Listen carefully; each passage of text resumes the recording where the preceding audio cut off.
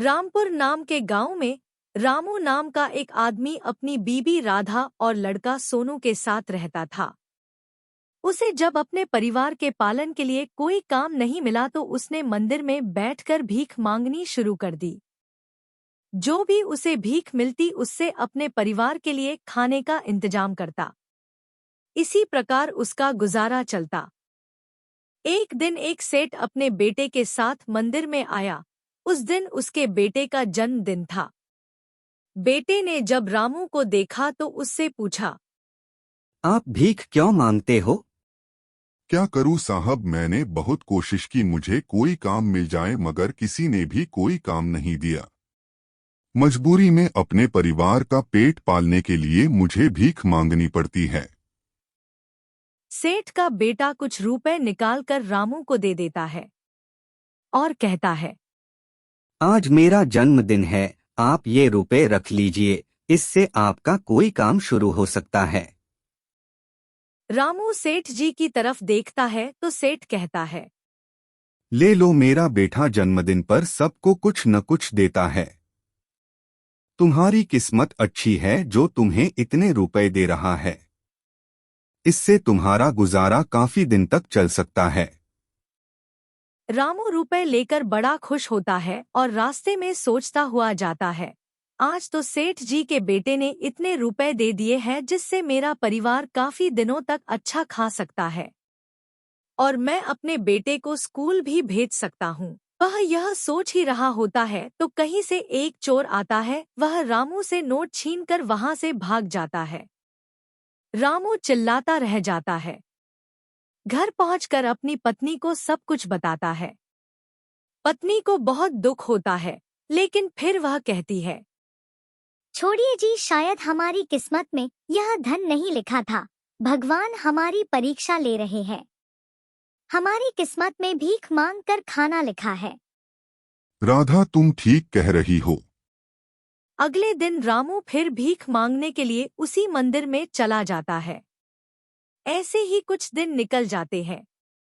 सेठ और सेठ का बेटा फिर मंदिर में आते हैं तो देखते हैं रामू वहीं बैठा होता है। सेठ का बेटा रामू से बोलता है, आप आज भी भीख मांग रहे हो? मैंने तो आपको इतना पैसा दिया था कि आप काफी दिनों तक उससे अपने परिवार का पेट पाल सकते थे। क्या बताऊं साहब, आपने जो रुपए मुझे दिए थे वह एक चोर मुझसे छीन कर ले गया। मैंने बहुत कोशिश की उसे पकड़ने की मगर वह भाग गया।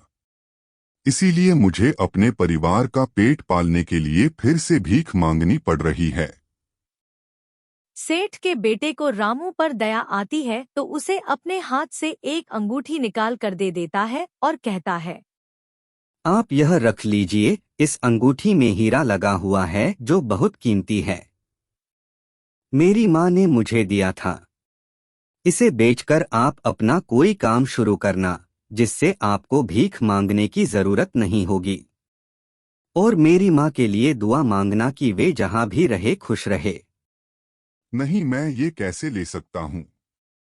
तभी सेठ रामू से कहता है, आज मेरी पत्नी का श्राद्ध है। हम पत्नी के श्राद्ध में हमेशा मंदिर आते हैं और दान करते हैं। आज तुम्हें मेरा बेटा इतनी कीमती अंगूठी दे रहा है तो ले लो, हमें भगवान ने सब कुछ दिया है। इससे मेरी पत्नी की आत्मा को शांति मिलेगी। रामू जब घर पहुंचता है तो रात ज्यादा हो गई होती है। उसकी पत्नी बेटे को सुलाते हुए सो गई होती है। रामू सोचता है, लगता है आज भी ये लोग भूखे सो गए हैं। चलो कल इसे बेचकर रुपए लाऊंगा, तब इन्हें भर पेट खाना खिलाऊंगा। यह सोचकर वह अंगूठी को एक पानी के बर्तन में छुपा देता है और खुद भी सो जाता है।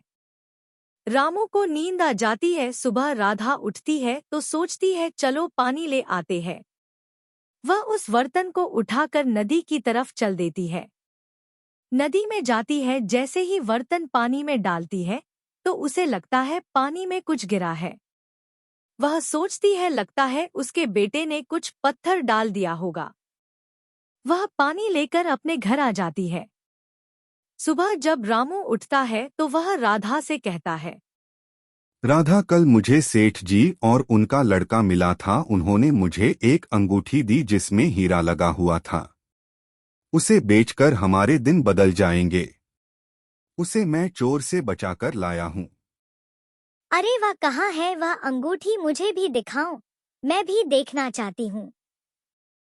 रामू जैसे ही बर्तन देखता है तो उसमें पानी होता है। वह राधा से कहता है, राधा, मैंने रात को अंगूठी मटके में रखी थी, लेकिन अब तो इसमें पानी है। इसे तो मैं पानी भरने के लिए नदी में ले गई थी। हाँ, वहाँ पानी भरते हुए एक आवाज आई थी। मैंने सोचा शायद कोई बर्तन में पत्थर रहा होगा, वह गिरा है। मुझे क्या पता वह अंगूठी थी। हे भगवान, शायद हमारी किस्मत में दुख ही लिखे हैं।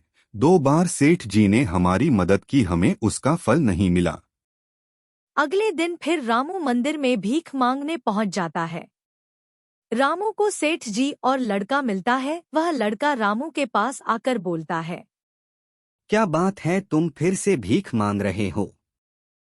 रामू उन्हें फिर से अपनी आपबीती बताता है तो सेठ जी कहते हैं, लगता है तुम्हारे भाग्य में सुख नहीं है। मेरे बेटे ने 2 बार तुम्हारी मदद की, मगर तुमने सब कुछ खो दिया।